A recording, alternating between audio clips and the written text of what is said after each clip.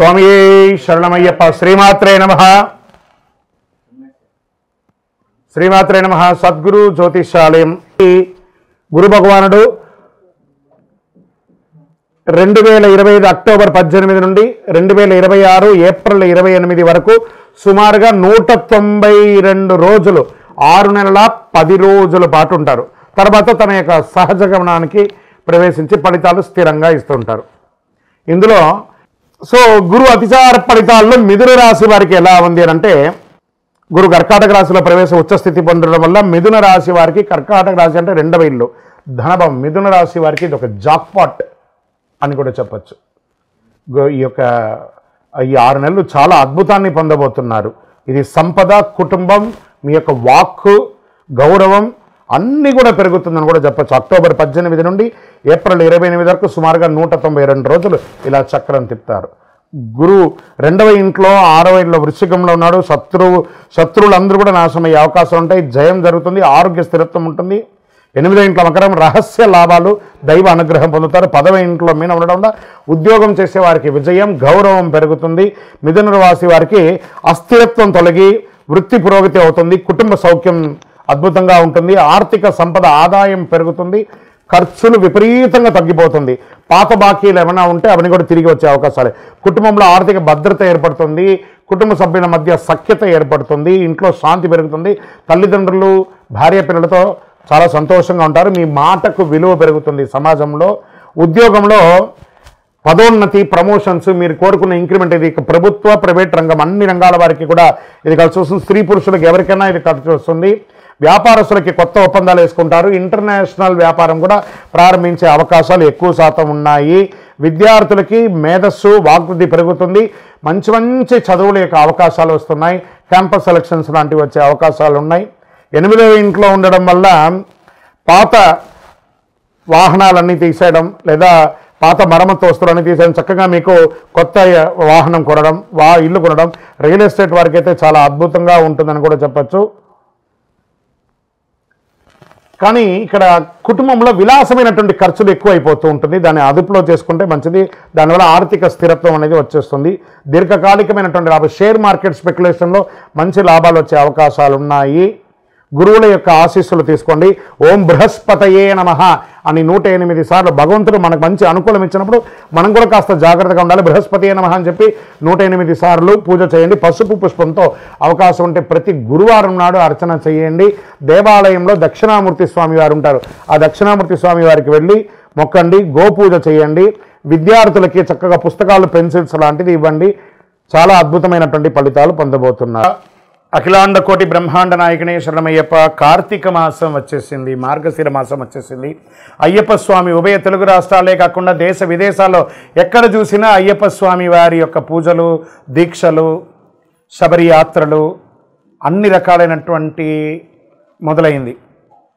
మన యొక్క ఛానల్ ద్వారా ఇంక కొంచెం రీచ్ అవ్వాలని చాలామంది మాల వేసుకున్న వాళ్ళకి ఎన్నో ధర్మ సందేహాలు ఉన్నాయి.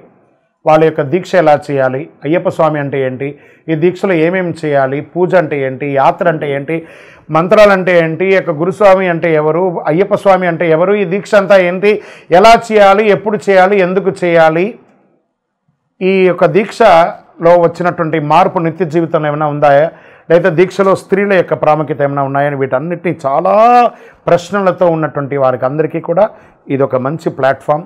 ప్రతి ఒక్కళ్ళు దీన్ని చూడండి. చూసిన వాళ్ళు మీకు నచ్చిందంటే మీ మిత్రులకి, మీ స్నేహితులకి షేర్ చేయండి. ఇది ఆధ్యాత్మికమైనటువంటిది కదా. మన ఛానల్ పక్కనే గంట గుర్తుంది కదా, దానిలో ఒక గంట కొట్టేసాను గట్టిగా, అన్నీ కూడా మీకు వచ్చేస్తుంది. మన ఛానల్ని సబ్స్క్రైబ్ చేసుకోండి. శరణమయ్యప్ప. అయ్యప్ప దీక్షలో ఉన్న వాళ్ళు రోజుకి ఎన్నిసారి భోజనం చేయాలి? ఏకభుక్తం, ఒకటేసారి భోజనం చేయాలని చెప్పారు. దొరికింది కదా అని చెప్పి ప్లాట్ఫామ్ వెంబడి రోడ్ల మీద నిలబడుకొని తినడాలు, ఎక్కడ పడితే అక్కడ తినడాలు, ఉదయం ఒక టిఫను, మధ్యాహ్నం భోజనం, రాత్రి భోజనము, మళ్ళీ దీక్షలో ఆయిల్ ఫుడ్స్ అన్నీ తిని ఉపయోగం లేదు. మరి దీక్ష తీసుకుని లాభమైంది.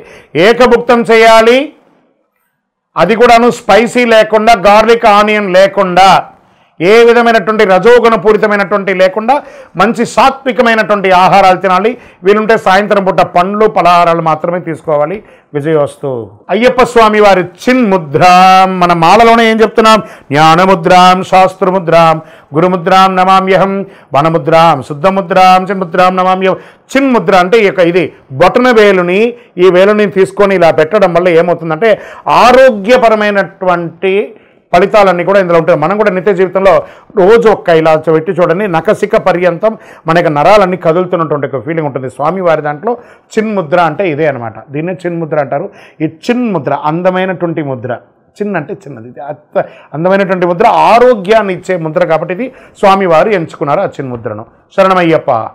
ఇది మీకు విదేశాల్లో ఆలయాలు ఉండదని చెప్పడం తప్పండి. వర్జీనియా లేకపోతే వాషింగ్టన్ డీసీ లేకపోతే న్యూ జెర్సీ న్యూయార్క్ మన దీంట్లో అమెరికాలోనూ మంచి అతి విపరీతమైనటువంటి చలి ఉన్నటువంటి స్విట్జర్లాండ్లోనూ ఆస్ట్రేలియాలోనూ దేశ విదేశాల్లోనూ కెనడాలోనూ అన్ని దేశాల్లోనూ అయ్యప్ప స్వామి దేవాలయాలు ఉన్నాయి.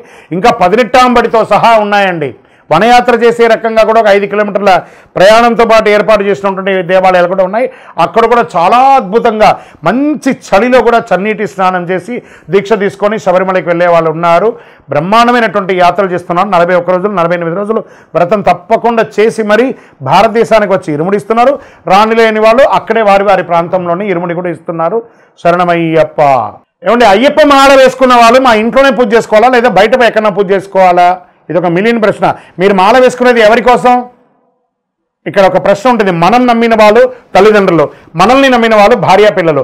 మనం వీళ్ళ కోసమే మనం దీక్ష తీసుకుంటున్నాం కాబట్టి ఎక్కడో మండపంలో వేసుకుంటాం, మేము సన్నిధానంలో చేసుకుంటే భార్య పిల్లలు ఏం కావాలి? 48 రోజులు మీరు దీక్ష తీసుకొని ఉండగా 150 కోట్ల మందిలో అయ్యప్ప స్వామి మిమ్మల్ని ఎంచుకున్నాడు.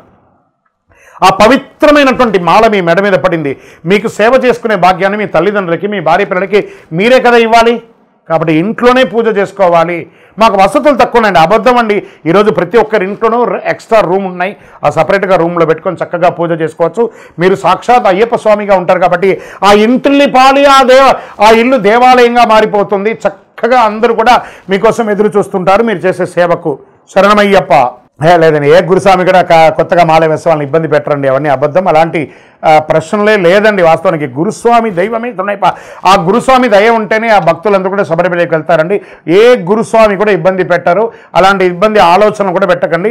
ఒకవేళ వారు ఇబ్బంది పెట్టే రకంగా మీకు అనిపించిందంటే వారితో కూర్చొని మాట్లాడండి, డిస్కస్ చేయండి ఆ గురుస్వామి దగ్గర. ఎందుకంటే గురుస్వామి లేనిదే ఈ యొక్క శబరిమల యాత్ర లేదు. కాబట్టి గురు నింద చాలా మహాపాపం. గురు నింద చెయ్యకండి. శరణమయ్యప్ప. అయ్యప్ప మాల వేసుకున్న వాళ్ళు ఎన్నింటికి లేవాలి, ఎన్నిసారి స్నానం చేయాలి, ఎన్నిసారి పూజ చేసుకోవాలంటే కార్తీక మాసంలో మనం మాల వేసుకున్న ప్రతి ఒక్కరు కూడా సూర్యోదయాత్పూర్వం లేవాలి. బ్రాహ్మ్య ముహూర్తంలో లేవాలి. ఈ బ్రాహ్మ్య ముహూర్తం అయిన తర్వాత తెల్లవారుజామున 4ంటికి నిద్ర లేవడం, తర్వాత చన్నీటి స్నానం చేయడం, ఒక్కసారి ఉదయం ఒక్కసారి సాయంత్రం. ఆహార నియమాలు అదుపులో ఉంటే ఈ 2 సార్లు స్నానాలు చేయాలి. అతిగా ఈ ఆయిల్ ఫుడ్కి సంబంధించిన ఆహారాలన్నీ తీసుకున్నారంటే ఎన్నిసార్లు అవుతుందో అది మీ ఇష్టం. కానీ ఎన్నిసారి పూజ చేయాలని కాదు. కలవు నామస్మరణాత్. మన యొక్క DNA శరీరంలో మొత్తం ఆ అయ్యప్ప స్వామి వారి యొక్క నామస్మరణ అణువు ఉండాలి. కాబట్టి నామస్మరణకు ఒక లిమిట్ అంటూ లేదు. శరణమయ్యప్ప. శరణమయ్యప్ప. శరణమయ్యప్ప.